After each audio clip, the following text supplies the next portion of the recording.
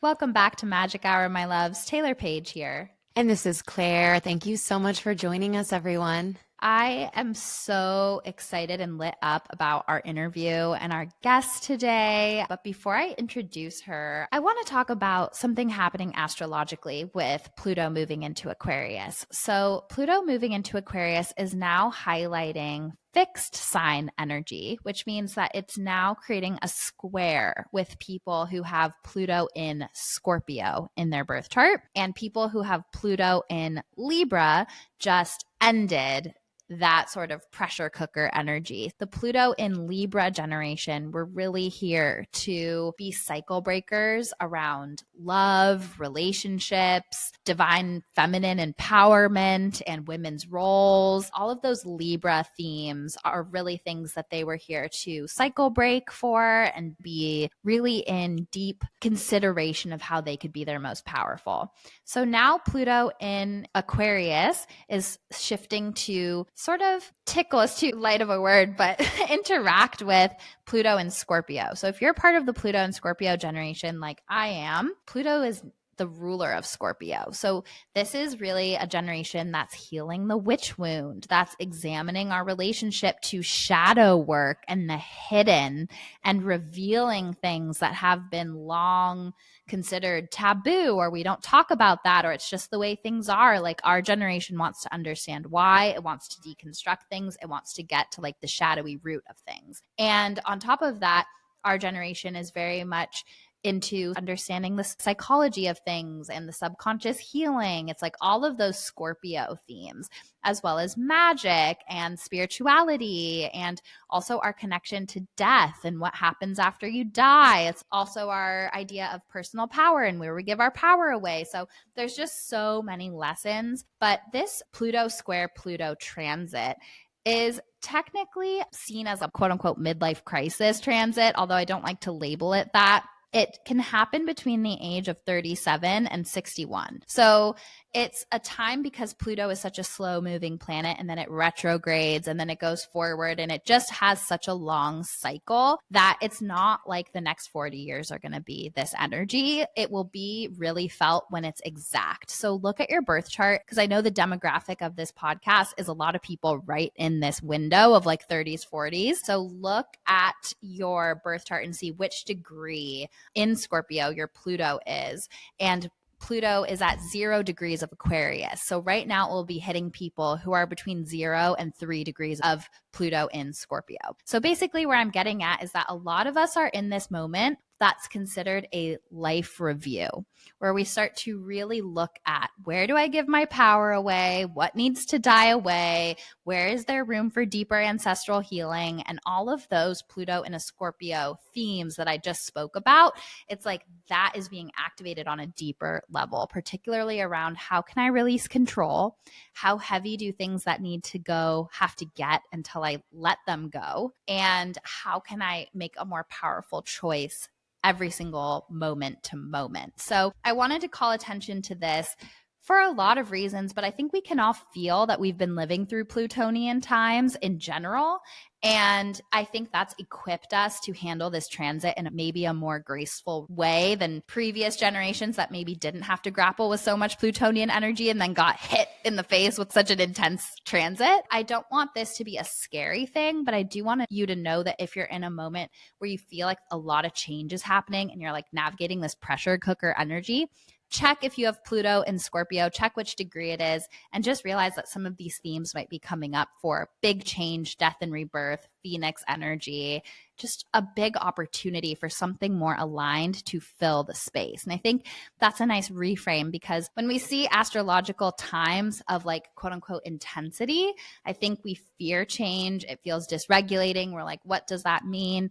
But it's for us. Like everything happening astrologically is for us, and it's helping us get to a place that is more aligned. It's almost like if we think of things as like a test, reframing it as, no, it's not a test, it's an opportunity for a new healed choice. And I think that this is what this transit will bring for us. I'm really feeling that in my own personal life. I feel like I'm on a real distinct journey of like undoing a lot of that negative programming and really facing my witch wound. And the interview ahead really talks about a lot of that stuff and resonated with me so deeply. And I think at first, a lot of this work has felt really hard and really triggering, where it's painful and bringing up a lot of stuff that feels like I don't want to look at, or almost feels like, you talk about this, I think you say it in the episode, how rejection is protection, and how sometimes these things come up that feel so painful and feel so out of alignment with what we want.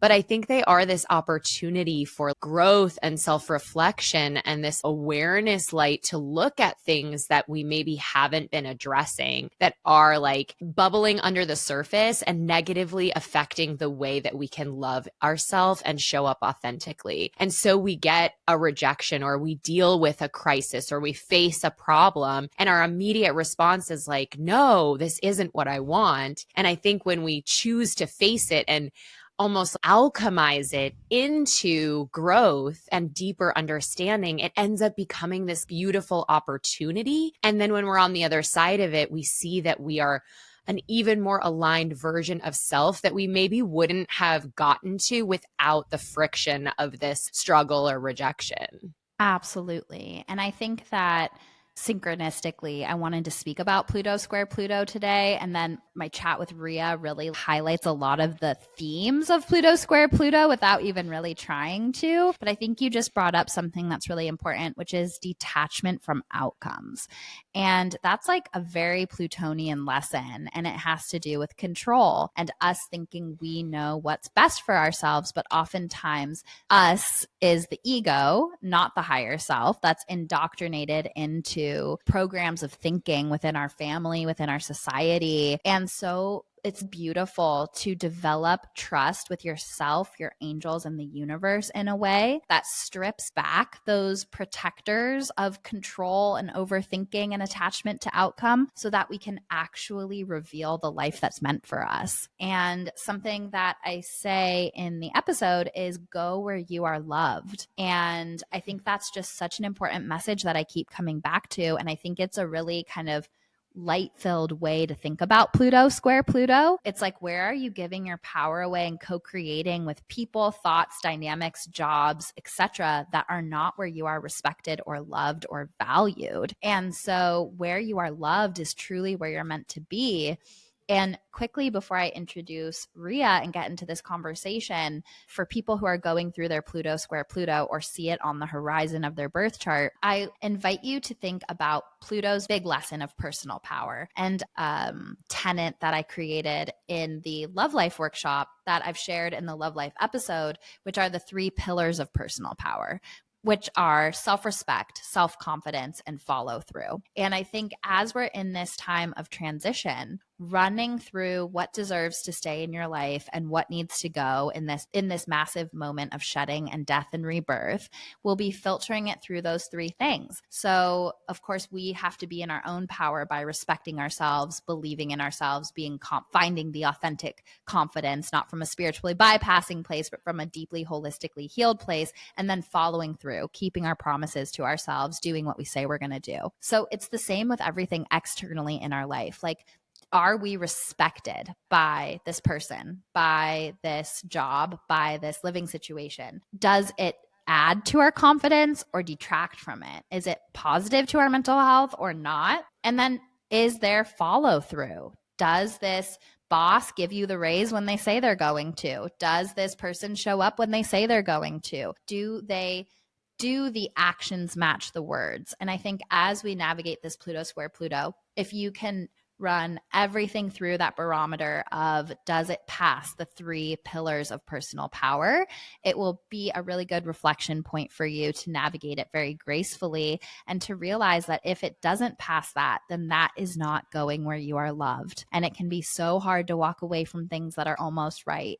But I promise you, going where you are loved is where you are meant to be. Yeah.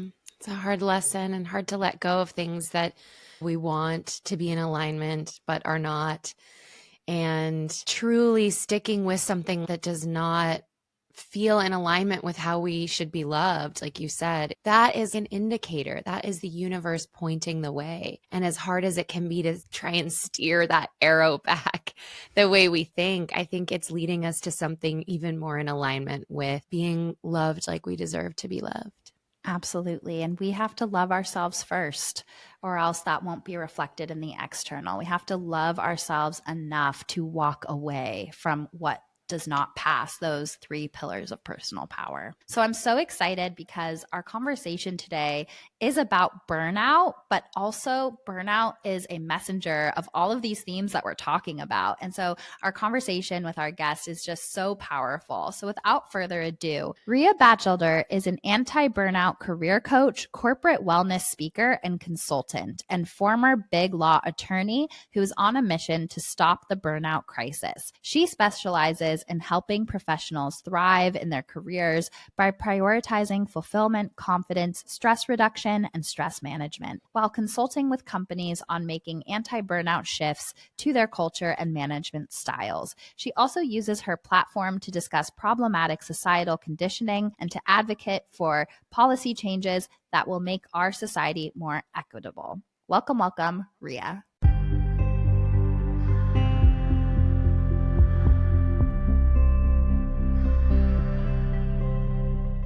I am here with a very special guest today, which is a not only accomplished burnout coach, but also a client that became a friend of mine. So welcome, Rhia, to Magic Hour.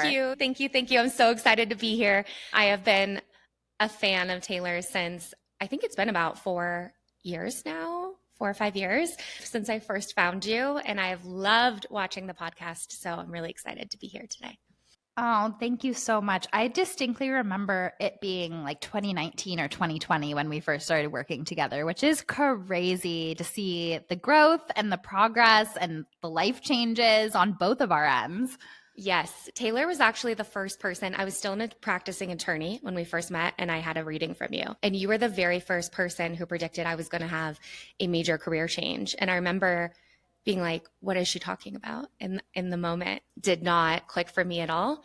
And you called it exactly. You said I would be making graphics to post online, like seeing squares of me posting, which is obviously my Instagram account. And I was like, I would never do that. I don't know what you're talking about. I love that. Yeah, I remember being like, I just see you helping people one-on-one. And we didn't understand what that would look like at the time. But that's the beautiful part of angel readings is you're not meant to get the exact specifics. You're meant to get the puzzle pieces along the journey that will help you with like your own intuitive development and your own trusting of your heart. So before we get into your path, because I really want to get into it today, because I think it's such a beautiful example for so many people in our community, I always start the podcast by asking, what is your sun, moon, and rising? Oh, I am a Libra sun, a Taurus rising, and a Sagittarius moon. Beautiful. And the Libra sun makes so much sense because if you follow Rhia on social media, I feel like, well, not only obvious you're a lawyer, but you have such a strong sense of social justice and clarity. And your moral compass to me is one of your earth angel gifts on this planet. And I love your takes, the way you share your voice, the way that you speak out for things. So it all makes so much sense. And then the second question that I like to ask is, how does your intuition speak to you? I think there are a variety of ways. I have very, very, very vivid dreams. So that is something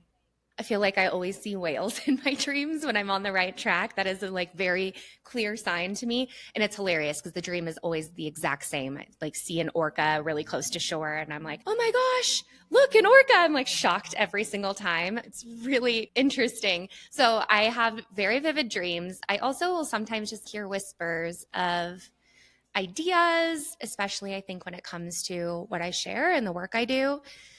And I think I just have a very strong gut at this point. So I always just do have kind of a sense of what I want to do and what feels right and what I need to back away from.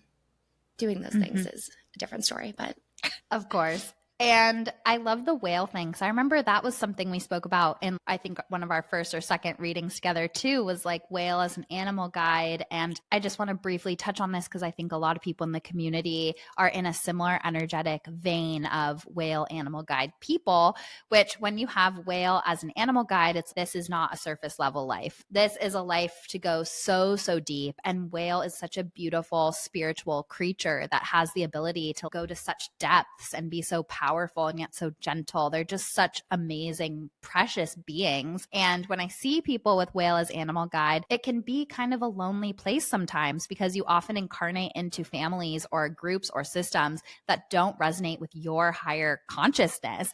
And so it can be a lonely place because not everyone can swim so deep. But the beautiful part about that is when you meet someone else with whale as an animal guide, you have soul recognition. So it's a very powerful animal guide. And most people, if not all, with whale as animal guide, like I have chills as I'm saying this, are here to be like healers and leaders and really walking from such a spiritually led place.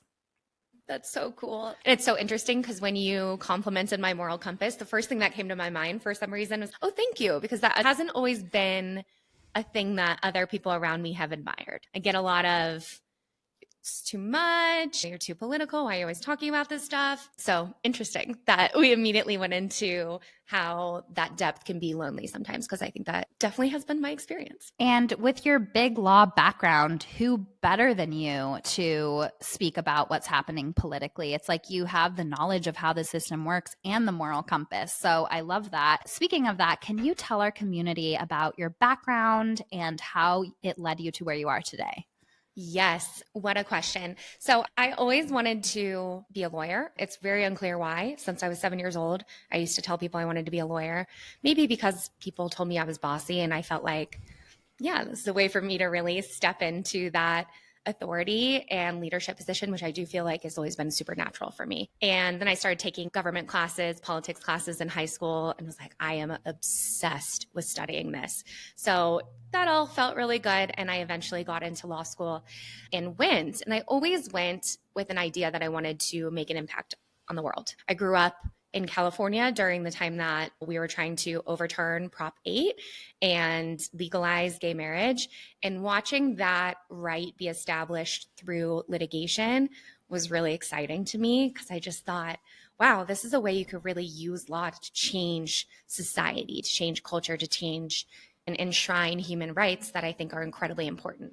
So that was my whole reason for going to law school. I thought I would do what's called impact litigation, which is bringing these big cases to try to make new law or change law. And then I got there and I kind of fell into imposter syndrome and perfectionism and people pleasing, and also just doing what my law school told us to do. So I went to the University of Chicago. It's a very elite law school, and I was surrounded by the smartest people, and I felt very out of my depth and very confused and kind of scared. And in those types of schools, they typically encourage you to go to big law. And they kind of just farm you into these roles. And I was like, okay, I can do this for a year or two and it'll be okay. And I'm going to make all this money. That is like genuinely shocking to me. I could have never imagined making that money in my life. So then I started and just got stuck in big law. And I will say I did a lot of very cool things. One great thing about working at those kinds of firms is they throw a lot of money at pro bono work. And so I got to do a lot of impactful things. And I also was working 60, 70, 80-hour weeks, not really taking care of myself, and just in one of the most intense corporate environments you can be in. The standards are perfection at all times, no matter what. You're always on call. It's just expected that you will always be available. So if you go out to dinner with your friends and you get an email, we would all have our work laptops in our bags and take them out at dinner tables to get something out. It was constant pressure. And eventually I burned out really, really bad. I suffered from very severe burnout. And I realized I just stayed stuck because I was on this path that society really encouraged and uplifted because it was impressive from the outside. I was getting a lot of praise and people were impressed when I said what I did, but I wasn't happy and I wasn't fulfilled and I wasn't doing what I was meant to do. And as we've mentioned, I have a very strong sense of what I put here to do, and that is to help people and make this world more equitable in whatever way I can. So eventually I was really thinking about what was next and decided I wanted to be a coach or a guide for professionals who were feeling that same stuck feeling and trapped in jobs that maybe they thought were externally impressive, but were not fulfilling them. And that led me to start researching burnout more and more and become incredibly passionate about ending the burnout crisis and supporting companies in taking accountability for the burnout crisis, but also supporting individuals in healing and taking back their power at work. So long-winded, but it's been a journey. No, it's so powerful and it's so relatable because we all come into this system where these types of jobs are praised and seen as what we should be doing. And we start to lose connection with ourself, our passions, our inner child, our physical body along the path. And then we end up like, wait, where did I go wrong? I'm just feeling so stuck, so lost, so exhausted, and I don't even know how to move forward. And so I'm wondering from the spiritual perspective, as you are in this transition from big law, deconstructing everything you've been taught to believe, deconstructing the conflation of your career success with your inherent worthiness, how did your intuition start to step in? Did you feel like you were getting guidance and messages at that time? Yes, I was seeking out a lot of advice at that time too, because I was confused and my intuition was telling me something that was scary, which was that I didn't want to stay in law. So what I was doing at that time is really kind of doing a deep dive, as Taylor mentioned, on my values and deconditioning myself. And then also I was meeting with a lot of people in different areas of the law, thinking about, hey, will this work? And I was asking questions and having conversations and gathering data. I'm very big on data gathering. I have Virgo, Mercury, and Venus. So if that makes sense. I was just doing that deep dive, making my spreadsheets, all of those things. And really in those conversations when I was talking to someone about a potential role or when I was in interviews, because at the point I decided to start my business, I was in late round interviews for multiple positions. I was just having this feeling of no. And that was kind of it. Just like, nope, wrong. This is wrong. And this doesn't feel good. You're not going to be happy here. And I felt that in every area, every door was opening and peeking down in law. And that's when I really had to sit down and be like, okay, I'm feeling this no about even really cool opportunities. Like I was interviewing to be general counsel of USA Swimming. Wow. I know. Again, the amount of praise that I would have gotten for getting that role at the age of 30 would have been 700 LinkedIn likes or whatever. But I was just getting that no feeling over and over and over again. And when I sat down to really think about what is it that needs to change, part of it was I need to work for myself. I need to be able to talk about all of the things that I want to talk about, because when you are working for a company that has big corporate clients, you can't run your mouth online like I like to do. I want to be able to talk about things in a really broad and intersectional way. And all of those things meant that I was going to have to build this myself. So that's what I decided to do. I ended up just feeling that no over and over again and having one day where I was like, you know what, I'm going to sign up for this coaching certification.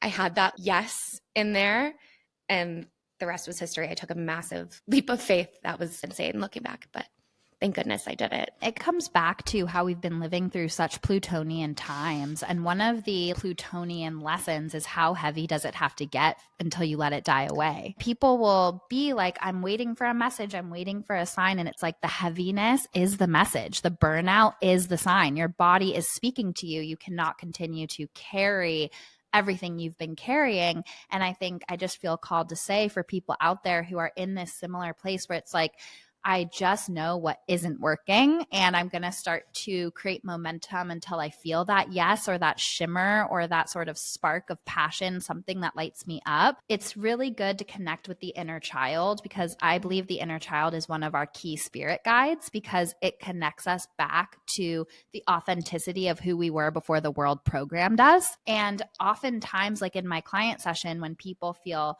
stuck and lost in career, they feel like they want to stab blindly at what they see other people doing or what the head wants to convince them is the next thing they quote unquote should be doing. But I find it's really helpful to look backwards. Like, what have you always loved? What has always been important to you? What are your morals and values? There's a lot of people that I read for who never got the chance to play and explore what their inner child was asking before they got plopped onto a pathway that they were told to. And then they have lost that connection to their heart space, and everything is cerebral and logical and survival based. And that is really a great tool when in combination with the heart space of GPS telling you where to go. The head can create the strategies for that. But when you're disconnected from the heart, you just end up feeling completely burnt out and lost. Yes, I think everything you said is so correct. And it's so interesting to hear you talk about what you do when you're thinking about career with your clients, because it's very similar to what I do. I am asking them, okay, let's go through every single job you've ever done. When are the projects that you were lit up? And we try to figure out why. And then we also sketch out what are the things that drain you and pull you down and make you feel exhausted for whatever reason. And I notice a lot of people struggle with that process because they're judging it so much as they're going through it. They're thinking that person can handle XYZ, or this shouldn't be that hard for me, or I'm not sure why I like that so much. And my job, and just similar to what you're doing, is really getting them to just go, okay, no, who cares? Let's get back to what feels good to you, because that's how we're going to build a strategy that's actually going to bring you fulfillment. And we can't be listening to all the shoulds of the world. I genuinely believe that the true driver of the burnout crisis is social conditioning and, kind of, as you're saying, what we teach kids. So we teach girls, be chill, don't be too bossy. We take away their voices. We take away their connection to emotion. We get them to gaslight themselves and question themselves when they do feel something. And then I'm in sessions with women from age 21 to 65 where they are struggling to be direct at work, set boundaries, they're overgiving, they're questioning themselves, just all of these things that we're kind of taught as kids. And the same thing with men. I work a little less with men, but I do have some incredible male clients who are taught you got to be provider. There's all this pressure to grind. And I think for men, like, play is taken away in a really harsh way in adulthood. Same thing with connection and community. So I think I'm very passionate about talking about these things, because I think to truly solve the burnout crisis, we're going to have to think about what we're teaching our kids and what we're telling people about what makes them worthy. Yeah. And where you're starting to go is where I wanted to go in a bit, with the crossover of the burnout crisis and the witch wound. But I don't want to go there quite yet. I want to stay with the pattern that I see in my sessions, which is so many people starting a path for an initial reason that might have felt connected at the time. And then along the way, the reality of that path and that work loses the joy, loses the passion, feels very bumpy, and they feel so burnt out. Not to mention, they might not have a sugar daddy or someone paying for them. They have a bunch of responsibility and dependence, and there's no white knight coming to save them. And on top of that, there's conditioning and society and just so many levels. And I've been having client sessions with different people who are like, I know that this is a no, but I literally don't even have the energy to figure out what my yes is. I'm so drained. And now because of this, I'm developing this autoimmune. I'm exhausted. There's a real health component. The nervous system is dysregulated. It's like they're getting heaped on every single front. So what would you say to a client in a session that's in a similar situation? Yes. The very first thing I will say is look into FMLA leave if you're in an emergency situation, because if burnout is so bad that you are feeling pure exhaustion and you just need to lay down for 2 weeks or sometimes months, that's very normal. I'm so passionate about policy as a solution to burnout crisis too, because I think, as you mentioned, social safety nets are really important for people who don't have wealthy families, sugar daddies, whatever it is, and are trying to support themselves through this very, very normal, unfortunately for the times, crisis. So look into leave. Sometimes, depending on the state, there is an option for paid leave. I've had a lot of clients do that, and it just gives them space to go, okay, for the next 2 weeks, all I'm going to do is take care of me and feed myself and rest. And then I can start maybe creating some space so I can think about what's next. Because those physical needs obviously have to come first. It's really hard to strategize when you are completely underwater. So first things first there. And then if you can get some support to help you talk through what a realistic strategy can be for you, I do suggest investing in that, because I think just from what I've learned in working with clients and in my own life, it's really hard to untangle all of the thoughts from the shoulds and the what ifs and all the practicalities too. So that's one thing I really make sure to talk about with my clients is, okay, money. How are we going to get through? How are we going to make sure you're going to be supported if there is a transition and you're not in a scary situation where financial instability is a big concern? So I would say, look into leave, look into social safety nets that can help protect you, get some support. If you cannot do either of those things for whatever reason, try to make micro changes. I think that's something that we tend to downplay as being really effective because we feel like if I can't change everything, then I don't have any hope. If I can't get out of this job tomorrow, then I'm going to feel this way forever. And that is just not true. And I think can keep us really stuck for a long time. If you can bring in something that is actually a stress management tool at the end of your day. So you are getting into that regulated space before you rest or before you make dinner and you can have some time and space for yourself. One thing I also see is a lot of busy, high achieving people don't take 5 minutes for themselves in the morning. So we can start carving out these spaces for yourself without technology, without stress, to give yourself more of a buffer, making sure you're engaging in stress management. So you're getting out of that stress response at the end of the day, especially. So we're not just storing that. And then giving yourself like really realistic goals. Maybe if you're starting to look into what's next, reaching out to one person in your network a week and setting up a call or something so you can start to get in those rooms where you're having conversations, asking questions, and then you get to hear, you know, the part of you that says yes or no, or yes to part of that, no to this. And that can give you some information on where you want to go next. So you can let it be a slow process. You can let it be as spacious as you need it to for how much capacity and energy you have in the moment and considering all your other obligations. So don't get stuck in that black and white. If I can't change everything, I can't help myself mindset. Absolutely. That was such a good list and so helpful.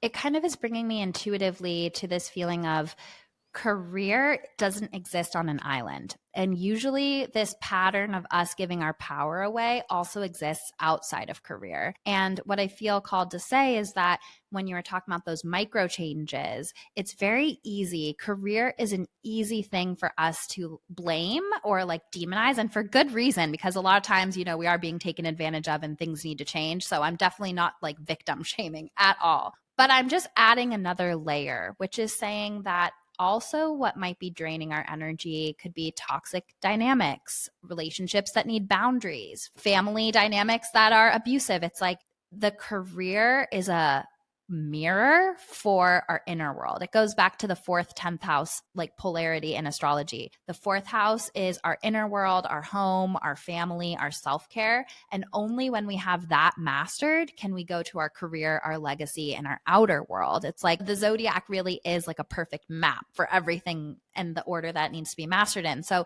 I invite you to think about how your dynamic with your boss or your stories about powerlessness or scarcity consciousness and fear are a direct reflection of dynamics that are playing out in other areas of your life, because it's all interconnected and it might be a big place that's draining you energetically as well, not just career alone. Absolutely. You're nailing that on the head. And that is something I've consistently seen with every burned out client, again, especially women, because it's back to the conditioning, right? Of like, I should be doing this. I need that external validation. And that does not stop at work. It is something that we've internalized that is guiding all of our behavior. So if I'm working with someone who tends to say yes to every project and not set boundaries around their time at work, they're also the person who in the PTA meeting is volunteering to make 100 cake pops for someone's birthday party that they don't even know, and allowing their husband to kind of just get away with not helping around the house. And they're not asking, they're not using their voice in any areas of their life. Again, like Taylor said, this is not victim blaming, because in my view, these are learned and taught behaviors that are very intentionally taught to women. But as you're mentioning, there's like societal and institutional force. And then there's also the way that we have internalized that culture and those forces, and that we're letting that play out in our own lives. And in order to change the institutions and to change society, we have to, as individuals, start unlearning and coming back to ourselves and allowing our voices, our needs, our desires, our values to really guide where we go in life. So I think you're exactly right. And I've never once seen a client who struggles with boundaries in career or burnout in career not have that completely bleed over into almost every single area of their lives. And it's even lack of self-care and the way they talk to themselves and their, taking lunch breaks. It's everything. It's really interesting when we start to sit down because a lot of people will feel like there's nothing I can do. And usually by the end of a couple sessions together, we're like, okay, so here are 37 realistic ways that we can reduce stress in your life. Yeah. If the career path feels like too big of a start, I'm sure there are many micro ways outside of career with your dynamics and your self-care and your relationships and the version of you that people expect you to show up as because they're benefiting from it. But it comes back to that phrase of lighting ourselves on fire to keep everyone else warm. And something that was coming through as I was like preparing for this interview is that burnout is a modern day burning at the stake, like in slow motion, because there is such a correlation with the witch wound and the burnout phenomenon. And as I was researching the material for my Healing the Witch Wound workshop, 80% of chronic illness in this country are women. The witch wound is like a wound in the collective conscious, in the pain body of feminine psyche that is like, it is not safe to be powerful. It is not safe to be in a position of leadership. It's not safe to be too visible. It's not safe to share my truth. It's not safe to value myself and put like high enough prices on my services. There's so many ways that the witch moon comes about because literally for hundreds of years, if you were on a piece of land that the government wanted, they would take it. If you shared your spiritual truth, you would be persecuted. If you fell outside of these very strict religious guidelines or were other in any way, and femininity was seen as a support crutch to masculinity, and our only value was producing workers for capitalism, but any type of like voice, leadership, power, anything like that was literally punishable by death. You would have been seen as a witch. So there's so much of a ancestral layer to this. So we're starting on career. Then we added the layer of relationships and learned behavior and like energy drains and other forms in our life that's a parallel and a mirror to that. And now to take it even further as a psychic medium, I have like your grandma coming in and being like, and it actually started 3 generations before when we fled this country and this happened. And it's like literally an epigenetic wound as well. That's like, it's not safe. Almost like burnout is a sign that you're working as hard as you need to survive. Like it's almost like burnout can be something that's celebrated when you come from a lineage where you've had to really fight to survive. So I think there's also an ancestral element to this healing as well. Absolutely. I think that was so insightful and incredibly accurate, right? It's so challenging when I give advice and I talk about being a woman at work today because it's so important for women to learn how to own their voices, ask for the work they want, leave, negotiate in order to be able to have what they need to survive. That is essential.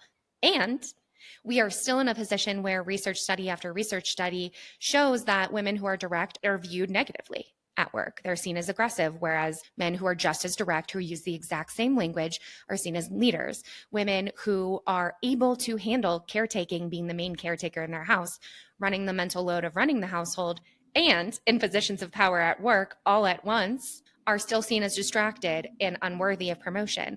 Whereas men, upon the first child that they have in their career, see an actual salary bump and a projected increase in their career trajectory for the rest of their life. And that goes up for each kid for them. So it is challenging when we're talking about these things because we have advice on what you need to do in order to protect yourself and advocate for yourself. And there's the reality that's not always going to be received well because this world is still not happy with powerful women who are taking up the space that they are owed. Absolutely. And I think that I always have to bring it back to the astrology. And as this episode comes out, Mars is still retrograde, which is an examination and reflection on the masculine, on our energy levels, how we go for what we want, our relationships to masculine energy. And Pluto also is in Aquarius now. And there's so much of like electricity brewing around shifts and power dynamics and power to the people and humanitarianism and just a very interesting time.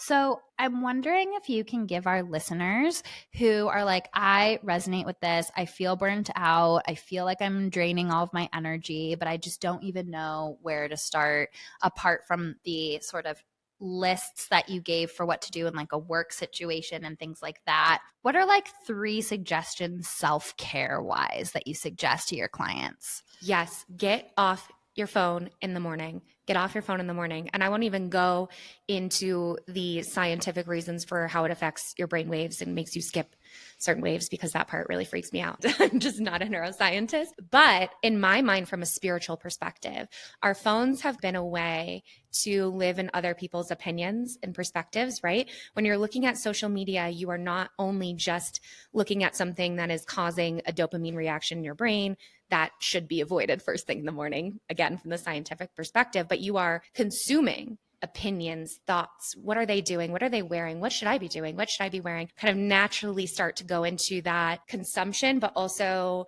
maybe judgment and to-do lists and pressure and shoulds. And I really think it is so important to carve out specific time in your day where that is not happening. And you are just sitting on your couch with a candle, reading a chapter of your book, or hanging out with your dog, or going on a walk, or doing a workout. You can choose anything else to do in the morning. Anything that feels good is always my suggestion. I know there's a lot of advice out there, especially if you are wellness inclined like I am.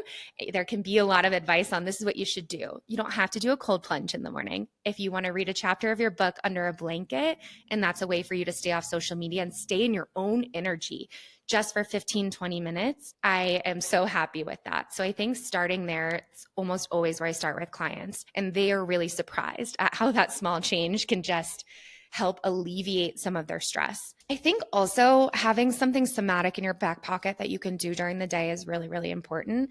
So whether it's just those deep breaths that Taylor kind of brought me onto the podcast doing, I felt different in 30 seconds because I'm flying out of town tomorrow morning and it's been pure chaos getting ready. And that's just a really easy way to drop into your body. So finding a tool that's effective for you. I really like EFT tapping as well, because for me, doing something kind of physical helps me distract my brain that can be a little busy. And knowing that it takes 1 minute to get into a different place, I think is crucial. And then I think that one thing I think is really important is having high expectations for the people in your life. There's a lot of research out there that one-sided relationships can be incredibly emotionally draining. On the other hand, loneliness can be incredibly emotionally draining. So community is incredibly important. And I also think something that isn't said a ton is picking the right people that feel good to you, that see you, allow you to be yourself, and then prioritizing time with those people is one of the best self-care things that we can do, because I think that American culture has gotten to a place where we think we have to be solving all of our problems all on our own. And it's really interesting to look at research again around what being in community in a safe place does to your nervous system and how it helps with stress resilience even after you are out of that room with those people. And knowing that you have people in your corner like that can, again, help with resilience, help with optimism, help with gratitude, and all of these things that combat stress and really can help you find more joy in your day. I know that's not like traditional, it's not like a bubble bath, but it's something that I see as being essential. And you don't have to do it all alone. Just remember that. That's so powerful. And I think I dare say, as a bath lover, even more powerful than a bubble bath is to think of self-care not just as another checklist for what we have to be doing for ourselves, but really saying like self-care is loving myself enough to hold my life to a standard in alignment with love. And it reminds me of this message that I've been sitting with that's been coming up a lot, which is go where you are loved. And where you are loved is where you are meant to be. And I think that really applies to every single area of life, our relationships, our thoughts, our jobs, family. I've been dealing with a lot of family stuff, and the inner villain voice gets so sneaky, and it comes up with a million reasons why you shouldn't go where you are loved, where you should go where you can survive and where you can make others happy and where you can people please and where you can maintain the status quo. And I think that I love that idea of self-care being like, no, it's self-care to go where I'm loved, no longer to beg or chase or demean or dim or deny or speak over what my heart is asking for. Like that is self-care, is like radical honesty with what your heart is asking for and saying yes.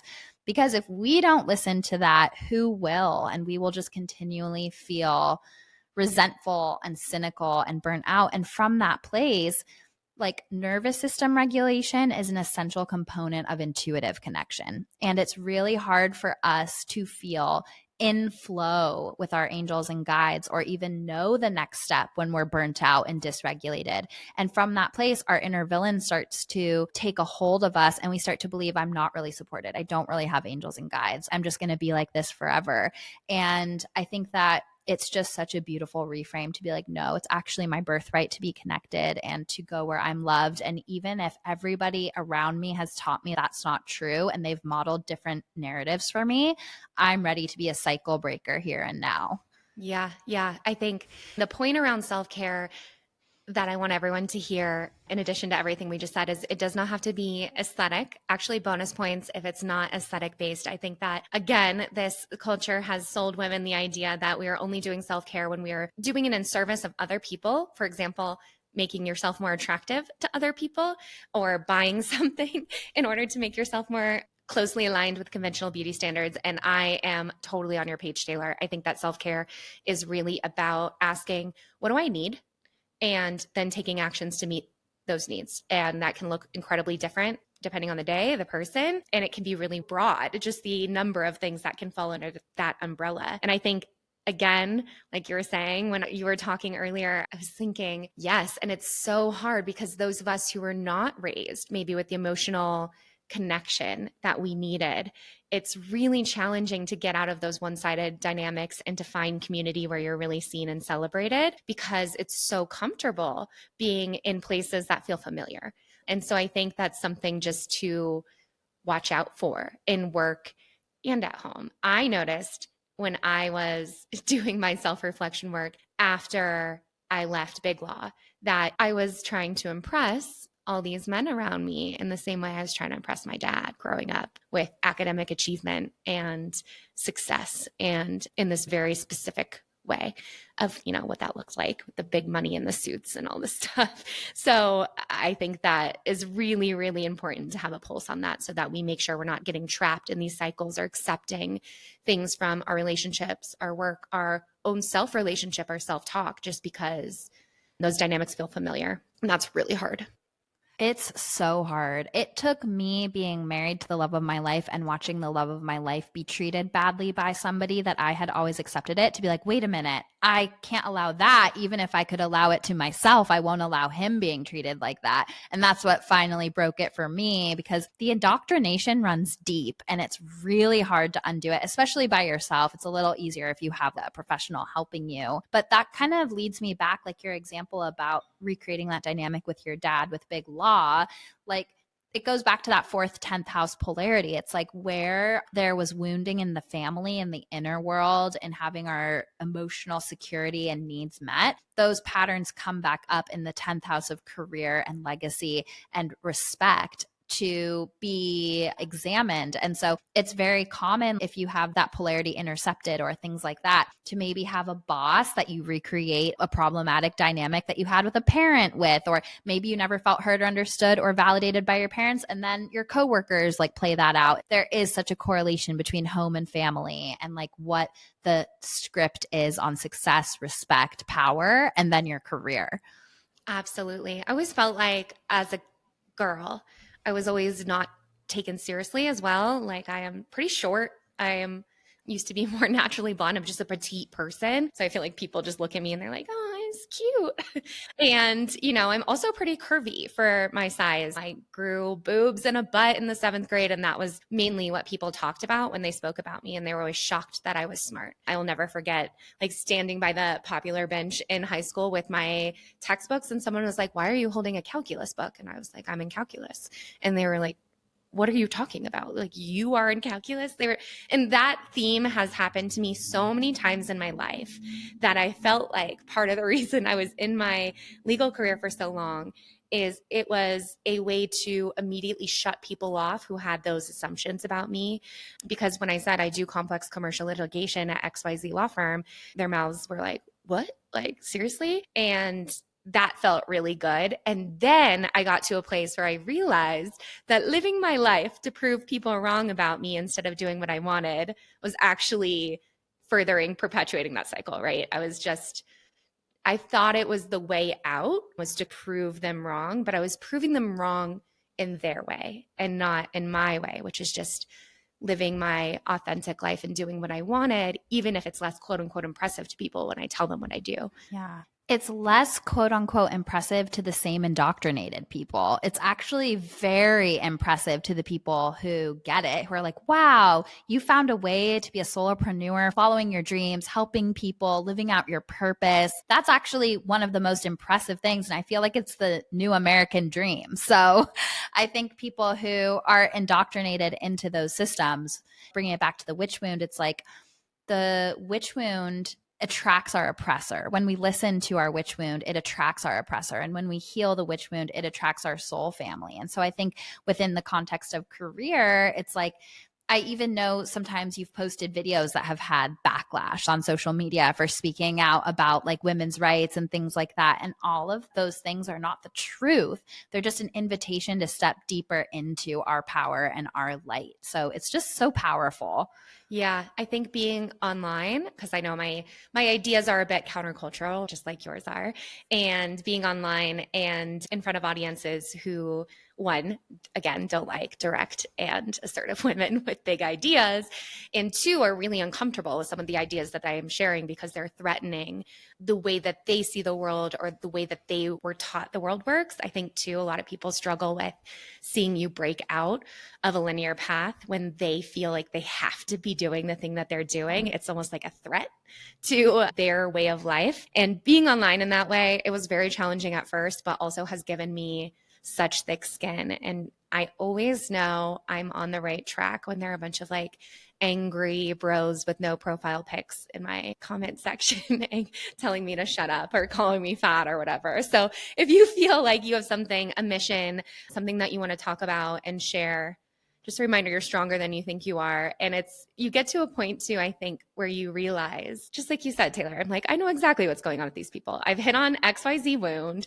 They're threatened or they're jealous or they're scared. And I will never shrink because of the opinions of people who don't even dare to post their own content online or put themselves out there in that way, right? Like, you're a commoner.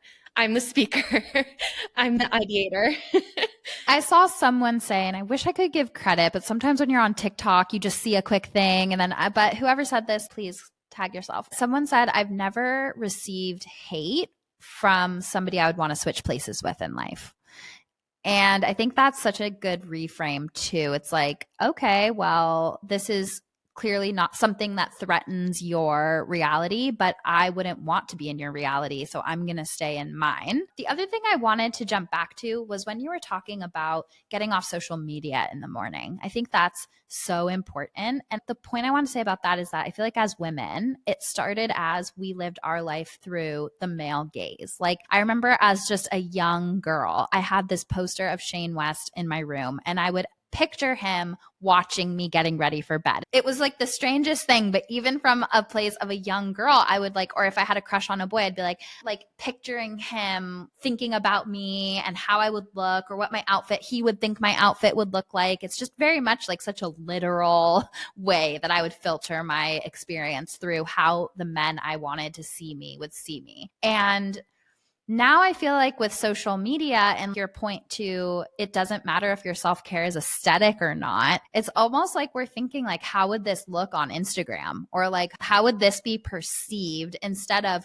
what is my perception of this? What feels good to me? What do I feel like I need right now? We're always constantly on alert about how we're perceived. And I think that the next generation that grew up with phones and the internet is going to be more chronically burned out than us, because I already see in my readings. So I'm seeing a pattern in my readings where like 10, 12, 11-year-olds, they're preteens, are in major hormonal crisis because it's not normal to have that amount of blue light and to have that amount of social media and video games. Literally, I see these, especially young boys who don't know what to do with their anger and their big emotions and their testosterone and their hormones.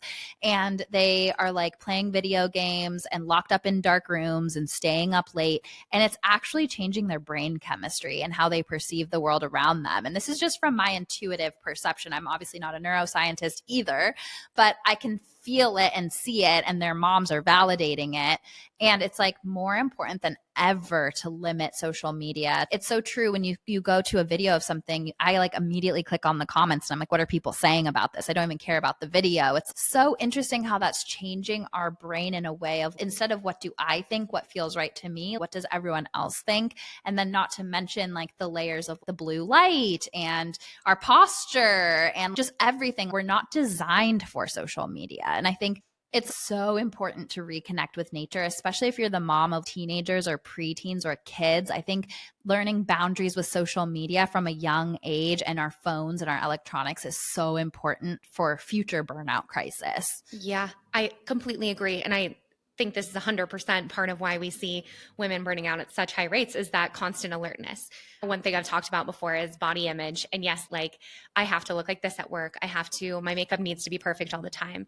I actually remember when I relate a lot, Taylor, because I spent a lot of my life chasing men and really enjoying attention from men and kind of getting wrapped up in how do I get more attention from men without even really being conscious of it. But I do remember when I was in law school, I've always had like sensitive skin. I have skin that breaks out. And I would have a blemish on my face in law school, one of the most elite institutions in the world, where I'm learning incredible material and supposed to be showing up. And I would be thinking about, I wonder if my concealer is rubbed off.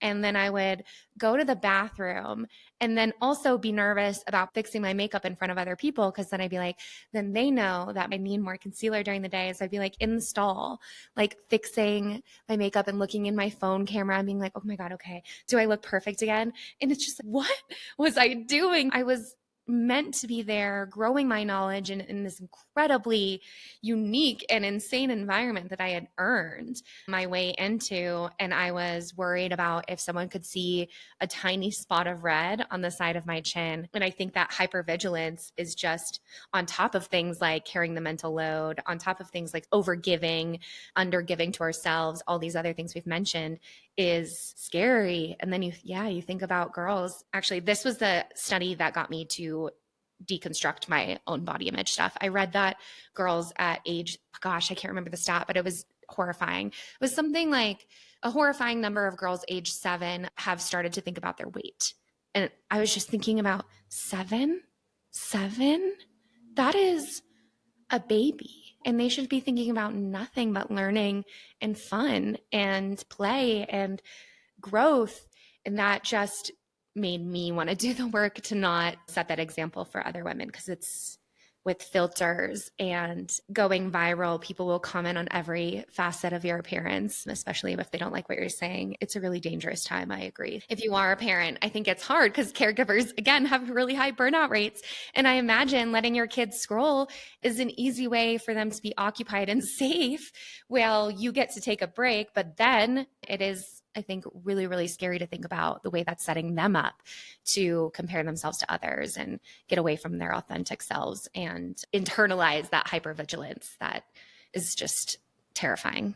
Yeah. And this is unprecedented technology and times with technology. And so don't beat yourself up if you're a parent or if you feel like you're overwhelmed by this. It's like there is no perfection. Our kids come in with their own soul growth and lessons that are not all on you. They have their own journey to go on as well. But I just want to hug little you, Rhia. Like, I just want to hug you in law school and be like, you're doing such a good job, because that was just your perception of how to stay safe in this society. And it kind of goes back to the witch wound as well of like, I have to be sexually desirable by men to be safe. Like, it's an actual security thing for women to feel like perfectionism is the cost of love, especially with your Venus in Virgo. That's like the shadow side of that.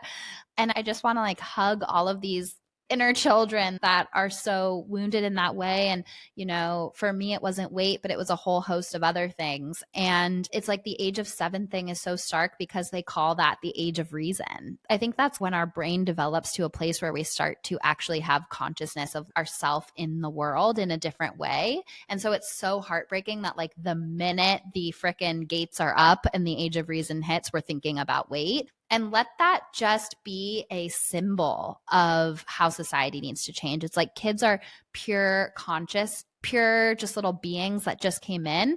And anything they're struggling with is not a reflection of them on the individual level. It's the societal. And give yourself the same grace if you're in that camp as well. Yeah, 100%. Because when I look back, I'm like, damn, I was just participating in a system in a way that now feels really bad. But I don't judge myself at all because, like you said, I was doing what I could to find love and being who I thought I should.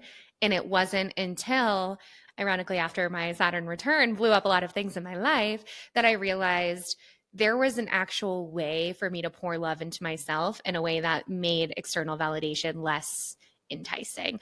At least I think I'm always on team external validation is fine, right? Like we like when people compliment us and love on us and uplift us. That's a great human need. However, when the need for external validation, I think, is changing our behavior and taking us away from ourselves is when we can get into trouble and go down paths that we're not suited for and wake up and wonder what the hell just happened. So I got to a point where I realized, okay, how do I pour into myself so I have a root, a foundation that's solid enough to withstand all the comments and the shoulds and the opinions and the pressure that this culture does have. So I think if you're still on that journey, that's really normal. Absolutely. And I think with external validation, it's a good barometer for how you respond to external validation for your inner world. If you constantly have a need for external validation, it's almost like what people say is in one ear, out the other, and it's like an addiction to external validation. That shows that you might not be meeting those needs within yourself, and like your inner child is trying to get it anywhere that it can. If external validation lands with you and somebody gives you a compliment and you're like, hell yeah, like that is me, I'm doing great, and it resonates with you, that's a mirror to the validation that you're giving yourself. And so I think like how we respond to external validation is a really good barometer for our internal climate.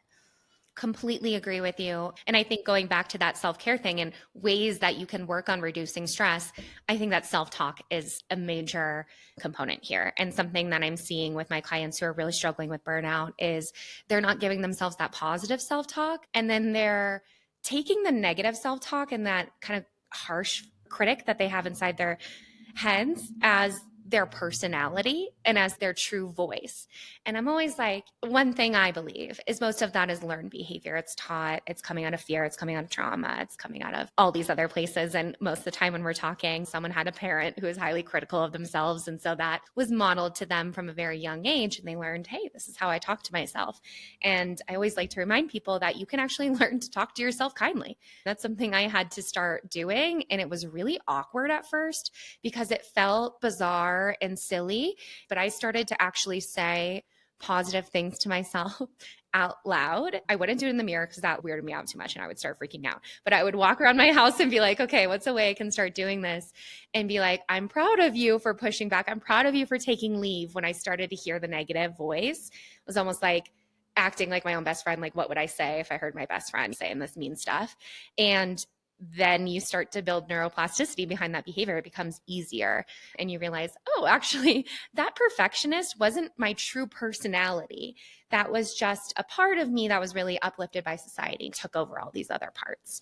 So I think that's something to think about starting to practice. Just, it can feel clunky and uncomfortable at first when we're not used to it, but it's so incredibly important. Absolutely. And we are not our thoughts, and we are not our emotions. We are not our feelings. Thoughts and emotions are messengers for what's happening in our body and our psyche, but we are the observer of those things. And our thoughts really try to lie to us, and our ego tries to form our identity around those thoughts, but it's just not true. And in Women Who Run with the Wolves, Dr. Pinkola Estes talks about how the woman's internal voice is her mother's voice.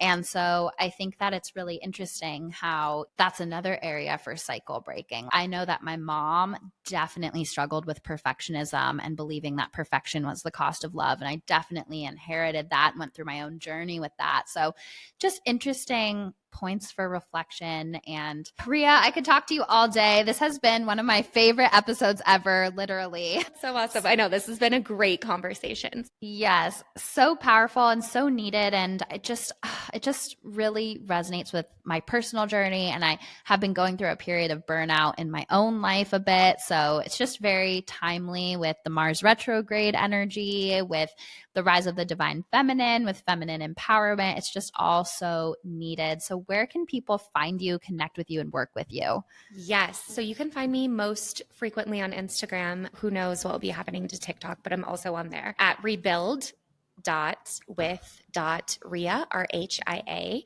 And also my website is www.rebuildwithrhia.com. If you're interested in working together, I do offer free calls so we can just meet each other. I am a low pressure saleswoman. I think the coolest part about the work I do now is I only work with people that I really, really vibe with. So if you want to meet me, see if I can help you and just hear more about what I can do exactly, go ahead and book a call or DM me.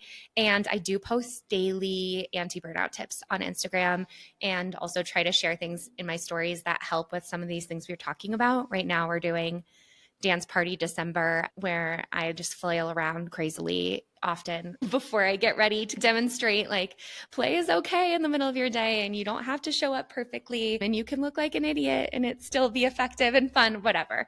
Come join us. We are both fighting for the culture changes we talk about, but really working on those individual shifts as well. And I have an incredible community on Instagram. So come over, give us a follow and introduce yourself because I love chatting with people. Amazing. Libra vibes, million best friends. I do love humans and people. I always know that when I'm exhausted and not going out in the world, that feels good to me sometimes because I like have that Taurus homebody in me. But then when I go out and I get a chit chat with the barista or whoever I see in my day, I just leave beaming. It's hilarious. I'm like, oh gosh. I love that. That's like the opposite of my Scorpio self. I'm like, please do not talk to me. That's hilarious. Yeah. I'm like somehow becoming best friends with the cashier at Trader Joe's and telling her I have my period. And she's like giving me Reese's peanut butter cups. That's the classic interaction for me out in the world. I love that. I love that so much. Well, make sure you guys go over and follow Rhia. She has so many amazing resources. And thank you so much again for being here. Of course. Thank you for having me.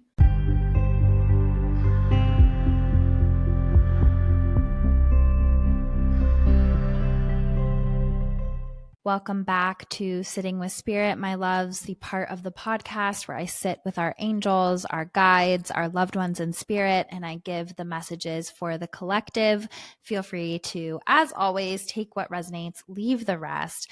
Before we get into Sitting with Spirit, though, I just wanted to shout out our editor, Ashley, is part of a band called the Magnolia Janes, and I just checked them out on Spotify and followed them. It's always nice to support the community, and her music is so lovely. There was one song in particular, The Sun in My Backyard. Oh, it really touched me, and the message behind it was really powerful. So it's always good to support the hummingbird community, and if you're a fan of folk music, check her out. So anyway, getting into the messages, one of the first, and this is not a surprise because this happens all the time where the messages I need personally are also what the collective needs to hear. But a message that was coming through today as I was sitting in the power, which, by the way, little update on my intention for 2025. One of my intentions is more spaciousness. And I've begun to sit in the power for 30 minutes every day, which has just been so beautiful, whether I have readings or not, just for the sake of sitting with spirit and in the power. And it's been so, so precious to me. And one of the messages that came through as I was sitting in the power today was that there's no way that social media does not impact our intuitive read of the collective and of society. You'll see so many psychics, mediums, intuitives, astrologers all saying like 2025 is doom and gloom, so much bad stuff is going to happen, etc., etc.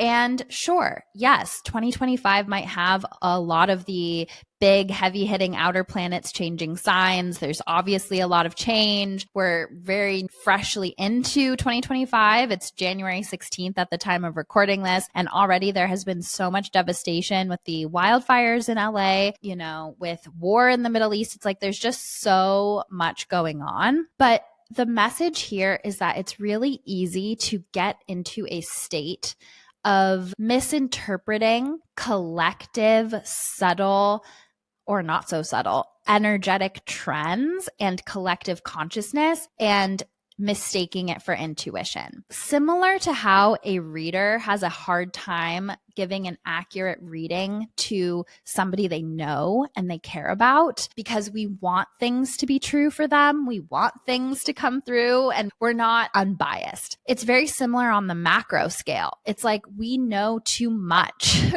about the world and politics and people and society to give an accurate read on it. It would take somebody from a completely different, maybe like island in the middle of nowhere that didn't know anything about the world to give an unbiased reading, to just give the pure information that was coming through. Because even when we get information, we filter it through what we already know. And that's why readers like to read for complete strangers, because I might read for a dear friend and get a piece of information, but I'm filtering that information through what I know about them and what I want for them versus the actual facts and truth that are just coming through. And so it's very hard. And I think that's why a lot of people, predicted that Kamala was going to win the election and all of these things, because it's so hard to take your biases out of it because we're part of this society. We're intimate with this society. We want things for this society. We have very clear fears attached to this society. And that makes it almost impossible to give clear, intuitive reads on this. And so what you see happening is a lot of doom and gloom in the collective. That doesn't mean that maybe those readers aren't tapping into something that's very real. But what I'm saying is that it's almost impossible to get a clear energetic read from inside the house that's on fire. You have to be outside of the house to get clear energetic reads. And so just take things for the collective, take the messages that are so fear-based and everything like that with an extreme grain of salt, and realize that it's very similar to when we give readings for ourselves. Like self-divination is the most difficult form of divination, and basically reading for the collective as a part of the society is the macro version of self-divination. So take it with a grain of salt, and also realize that we are in this moment where our nervous systems are extremely dysregulated, where we're in a lot of stress and where there's a lot of things happening in the world that feel so insurmountable and so that are just so destructive objectively, that it's also very hard to get intuitive reads on the collective when we are in a nervous system dysregulated state. And so that is why nervous system regulation is an imperative part of intuitive connection. Without it, it is almost it is impossible to get clear intuitive guidance, because we are in fight or flight. We're looking for signs of what we don't want to happen or what we do want to happen. We're extremely attached to outcomes. And so the nervous system is like a biological function of our intuition. When we are about to give a reading, it speeds up. So it almost feels like you're scared, but it's actually just your nervous system speeding up to get you to vibrate at the level that you can then be a medium for angels, ancestors, guides. And so the nervous system being regulated is a really important part of our instrument as intuitive psychics and mediums. And nervous system regulation is going to be imperative for 2025 so that we can sort of drop out of all of the stories, all of the media, all of the projections from other people, and into the wisdom of our own body and what the best move is for us and for the collective, moment to moment, breath to breath.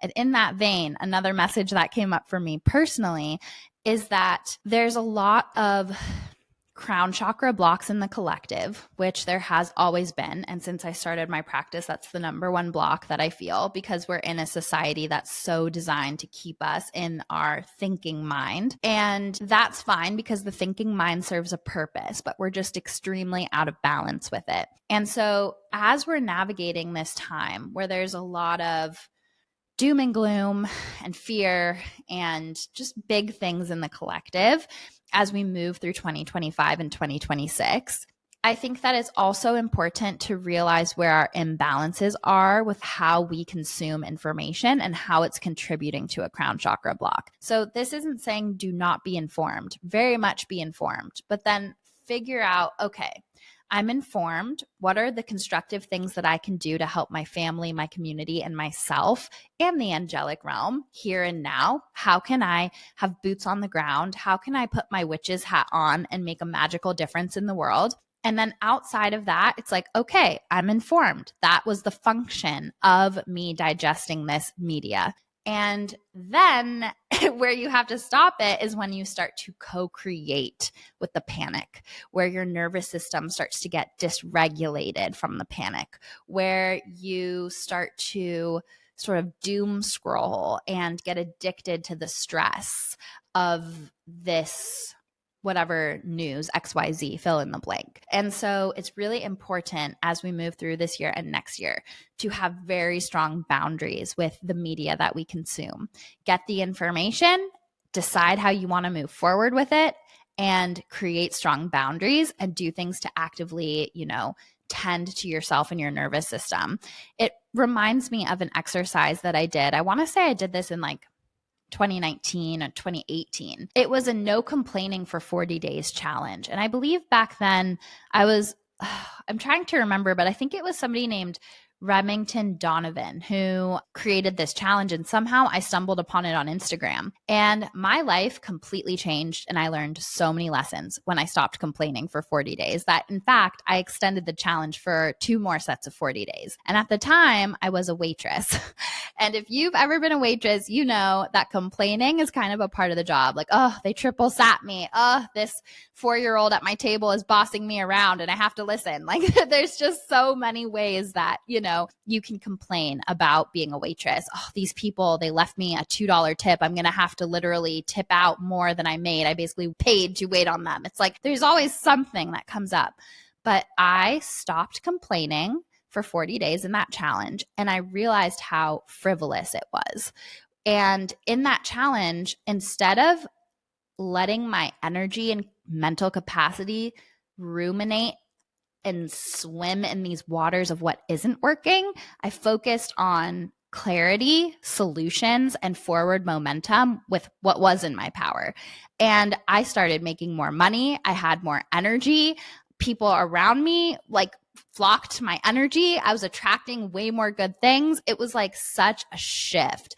And that to me is a similar energetic principle to what I'm talking about here. It's like you've gotten the information, you know what's going on in the world. Now, what's in your focus? What's in your power? What can you do here and now? And don't co-create with anything else. I want to put a really strong asterisk next to this, that this doesn't apply to somebody who's in the immediate disaster zone as much. It's not that it doesn't apply. There are certain truths to the principles here.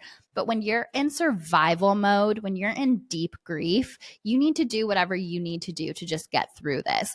This message is for the people that are not even able to, but have the privilege of being somewhere that they have a little bit more control over their thought process, their environment, and they're not in immediate danger or immediate survival mode. So I want to make that really clear. But this is a master class and will continue to be a master class in our boundaries with social media, news outlets, the propaganda machine, and really coming back to being informed through sources that we trust and not letting our nervous systems. And it's like, I saw this with the California fires, the LA fires. I live, 15 minutes away from one of them that they put out. The other one is about 40 minutes from me. And we got the text, get ready to evacuate. And I packed a couple bags. And my mind, I just was the witness. The way my mind was like, this could happen, and then that could happen, and then this could happen, and then everything could be lost, and then you could get caught up, and your husband could be on the other side of town, and blah, blah, blah. It's like I just witnessed my mind going crazy.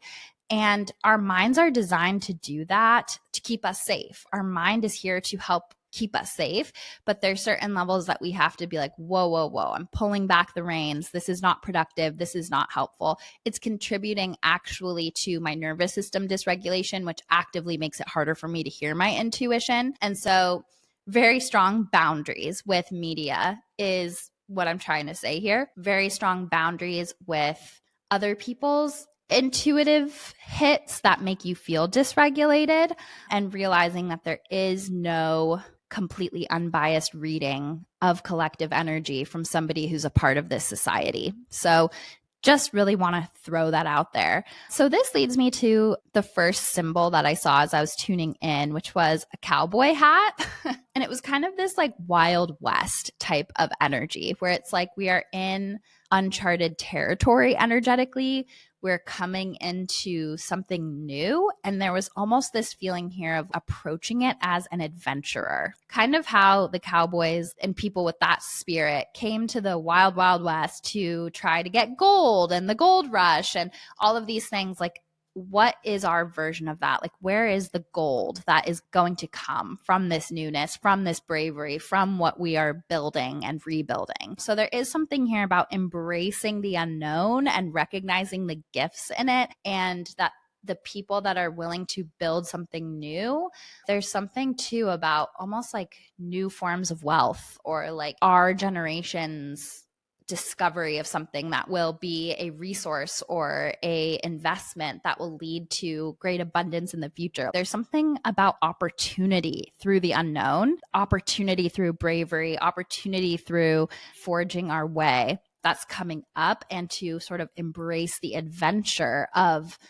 building something new or going into uncharted territory. Then I saw the symbol of ovaries. And when I see ovaries in any of my readings, it's a sign for divine feminine healing, divine feminine empowerment, really taking care of yourself on a hormone balancing level. And it's just interesting to me how all of these messages tie back into nervous system regulation, because that has been a really important part of my PCOS healing journey as well. So there definitely is something here around divine feminine empowerment, the rising of the divine feminine, the remembering of the divine feminine, tending to our health. All of those things are really coming up this week as well.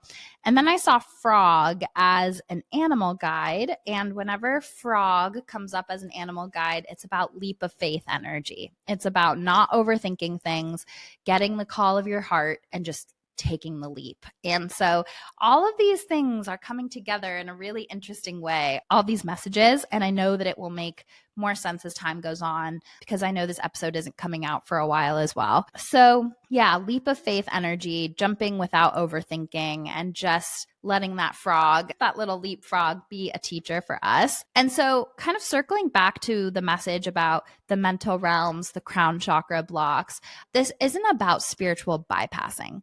This isn't about saying like, okay, this is all I have in my control. I'm going to be a robot and notice that and move forward. That is not what this message is about.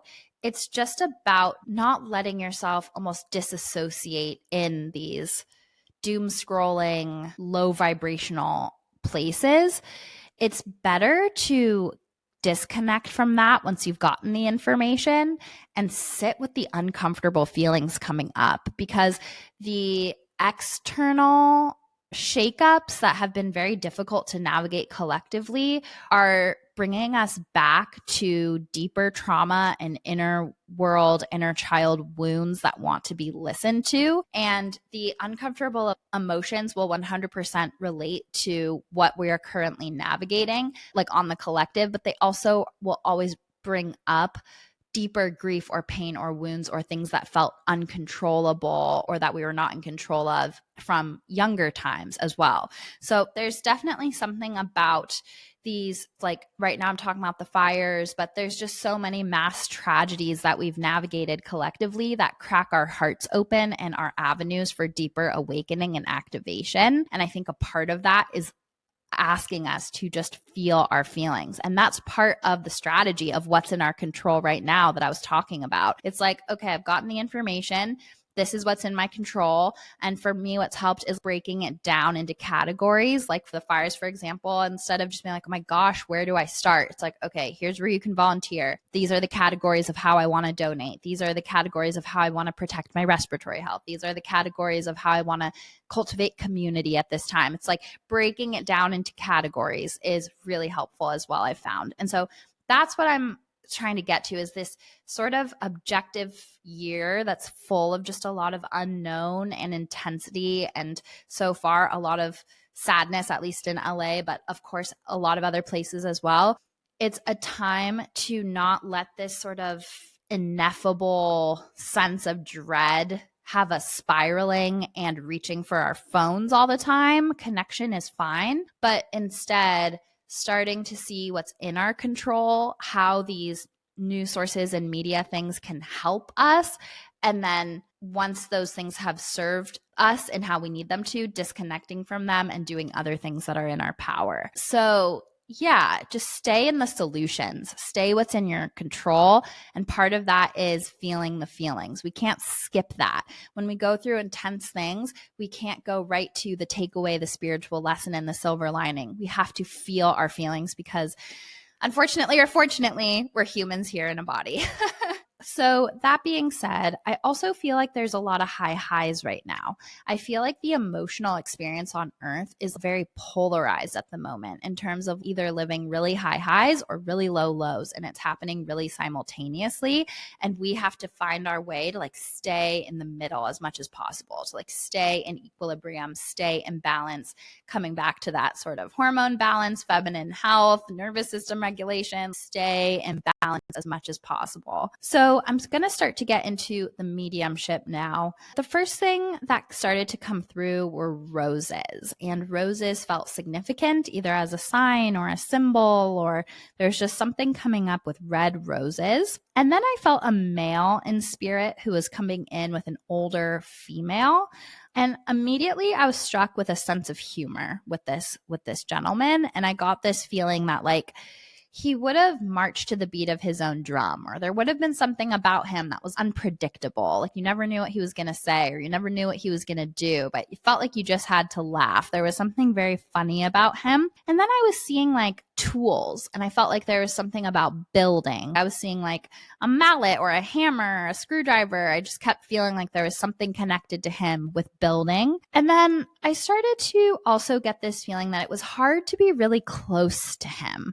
I got this feeling of kind of like secrets, or he was always a step away, or like it was easy to laugh and have a good time, but I feel like he would be less connected with family and more connected with either friends or people outside of the family, or kind of doing his own thing. I kept getting this feeling of like feeling removed, or feeling like he wasn't home a lot, or something like that. And I also got the feeling that he would have been in his like, it was really hard to place him, but I feel like somewhere between 20s and early 30s. Like it was very hard to place his age, but he definitely was not an older person to me. He was younger. And then I was seeing a Christmas tree with a star on top, and I felt like there would have been something significant about that, whether that was like something, an ornament attached to him, or a way he was being honored, or a holiday that he was especially connected to. And then I was getting a J name with him. And I wanted to say Josh or Joshua, but a J name. And that could either be who it's for or his name. And I also felt like there would have been at least one or two other siblings with him. And I felt like one would have been a sister.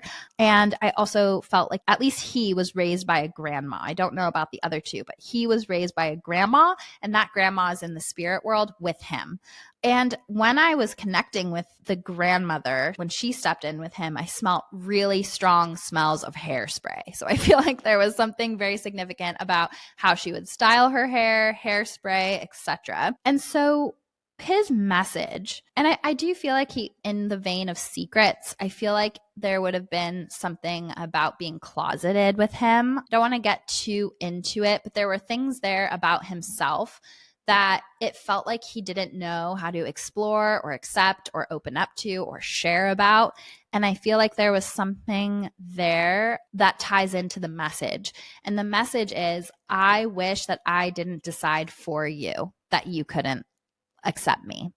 And so the message is here is, I wish that I let people have the chance to really love me instead of protecting myself by deciding how they would react, or that they wouldn't fully love me, or that they didn't have the capacity. And I feel like the message here is that, like, this distance that he created, that it was hard to get close to him, he doesn't want you to have that. Like, there's this message here for the collective of, let people decide for themselves how they can love you. Don't go around, kind of comes back to this crown chakra block of like thinking you know people, when people can grow and change and evolve. And it's all a protection mechanism of being like, well, they'll say this and they'll decide this, and I might as well not even try to talk about that. But there's a message here of like, let people show you, so that you don't end up on an island of your own making because you've decided how everyone else will react. Give them the choice to love you for who you really are. And he wishes that he would have done that, because I do feel it's like in the spirit world, they don't have regret like we would here. But I do feel that from his human perspective, there's regret that he wishes he would have been closer. He wishes that he wouldn't have stayed so busy. He wishes that he wouldn't have always been gone. Like, there's definitely a message here of, I know now that you would have accepted me. I know now that I could have shared with you. I know now that we both could have grown through love together, and that I didn't need to take on everything myself. And he does really make me aware that articulating his deeper feelings and emotions was not a strength of his. I feel like turning everything into a joke or keeping things fun was like kind of his deflector. And so I also feel like if that's you and you resonate with that and you feel that way, there is something about opening up a little bit deeper, because sometimes like that doesn't include debating with people or arguing with people. It's more about getting deep. Like, this is my biggest fear, or this is why I'm talking like this, or this is shame that I carry. Starting to unravel the ego stories that are like political party or affiliation or job or salary. It's like starting to detangle those and getting to these core pillars of our humanity that every single person can connect with and every single person can go deep with, unless of course you have something diagnosable that you can't. But for the majority, we can all connect to those empathetic centers and stories. And he wishes that he could have gotten there and been a little bit more vulnerable instead of always being in his head as a protection mechanism. So as we continue to go through this time period that is so polarizing and people feel so divided, I think that this beautiful spirit has a great message here of like, cut through down to the deepest feelings of your heart space. Like, for me, there have been different family members that I've had really challenging relationships with.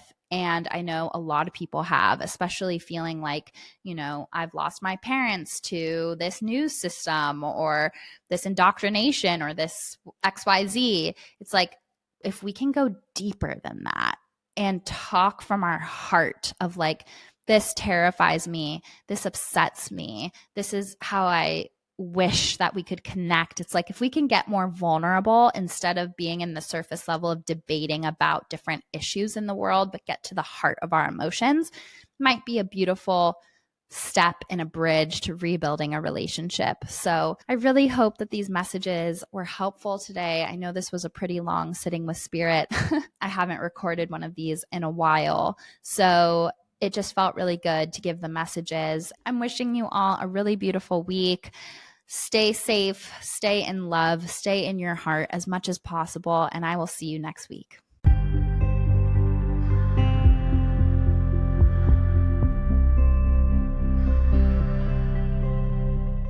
For more information on Taylor and her work, go to angelsandamethyst.com or connect with her on Instagram at angels_and_amethyst. She is the one verified account with this name and will never DM you for a reading. If you have any questions about intuition, spirituality, angels, or anything and everything magical, please email contact@magichourpod.com. We will answer listener questions once a month in our solo episodes. Are you an aligned business owner that would like to advertise to our beautiful hummingbird community? Please email contact@magichourpod.com. Make sure you're subscribing to Magic Hour so you never miss the magic. And don't forget to leave us 5 sparkling star reviews. They help more magical people find the pod. Please screenshot and email your 5-star reviews to contact@magichourpod.com, and we'll send you a free downloadable angelic meditation and enter you to win an angel reading with Taylor Page. If you review on Spotify and Apple Podcasts, we'll add your name twice. And if you share the podcast on your Instagram story and tag us, we'll add your name a 3rd time. The next giveaway will happen when we hit 222 5-star reviews on Apple Podcasts and Spotify. Thank you for listening to Magic Hour with Taylor Page. Remember, you are magic.